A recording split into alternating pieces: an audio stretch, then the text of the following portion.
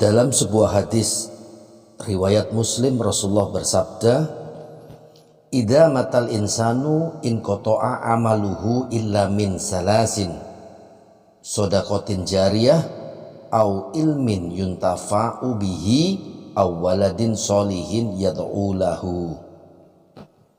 Apabila manusia telah mati, maka terputuslah amalnya kecuali 3 perkara: sedekah jariyah, ilmu yang bermanfaat, anak soleh yang mendoakannya. Jadi orang yang sudah mati itu amalnya putus kecuali 3 hal itu: sedekah jariyah, ilmu yang bermanfaat, dan anak soleh yang mendoakannya. Bagaimana anak soleh itu mendoakannya? Itu diajarkan oleh Rasulullah, Allahumma firli wali walidayya warhamhuma kama rabbayani shaghira, yang artinya, wahai Tuhanku, ampunilah aku dan kedua orang tuaku, sayangilah mereka seperti mereka menyayangiku di waktu kecil. Atau berdoa bahasa Indonesia lainnya, pakai bahasa Indonesia saja, ya Allah, haramkanlah wajah ibuku dan ayahku dari disambar oleh api neraka, karuniakan buatnya surga. Atau yang lain juga boleh, ya Allah, berikan pada mereka balasan yang sebaik-baiknya atas didikan mereka kepadaku. Atau doa apa saja, terserah, mau bahasa Indonesia, mau bahasa Jawa, bahasa Madura, bahasa Batak, bahasa Inggris. Yang penting mendoakan orang tua, didoakan orang tua, karena itu makbul. Doa anak pada orang tua itu makbul. Jadi 3 perkara yang bisa dicatat setelah orang meninggal itu salah satunya doa anak soleh. Dan istighfar, perbanyak istighfar untuk orang tuanya. Bacakan istighfar untuk orang tuanya, bahwa Rasulullah bersabda, sesungguhnya seorang yang meninggal dunia derajatnya diangkat oleh Allah Subhanahu wa taala di surga. Lalu ia berkata, wahai Tuhanku, dari manakah ini?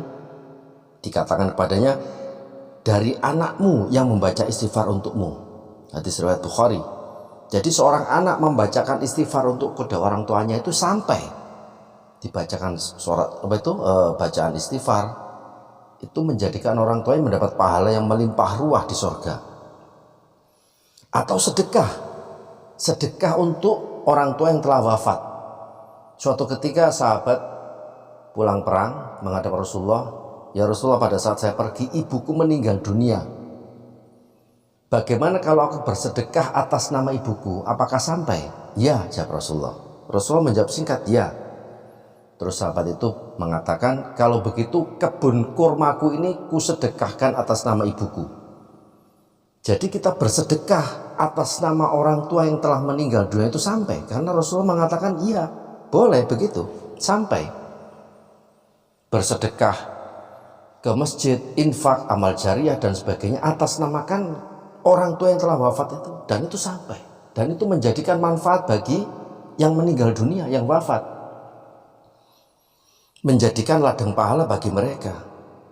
Atau bacakan ayat-ayat suci Al-Quran, bacakan Al-Fatihah, kirim surat Al-Fatihah, kirim surat Yasin, yang sependapat dengan Yasinan dan tahlilan. Yang tidak sependapat ya mohon maaf. Tapi insya Allah bacaan surat Fatihah, bacaan surat Yasin yang dihadiahkan pahalanya, pahala dari bacaan tersebut dia dihadiahkan pada orang tua yang telah wafat, insya Allah sampai. Kalau Anda berpendapat itu tidak sampai, ya wallahu a'lam bishawab.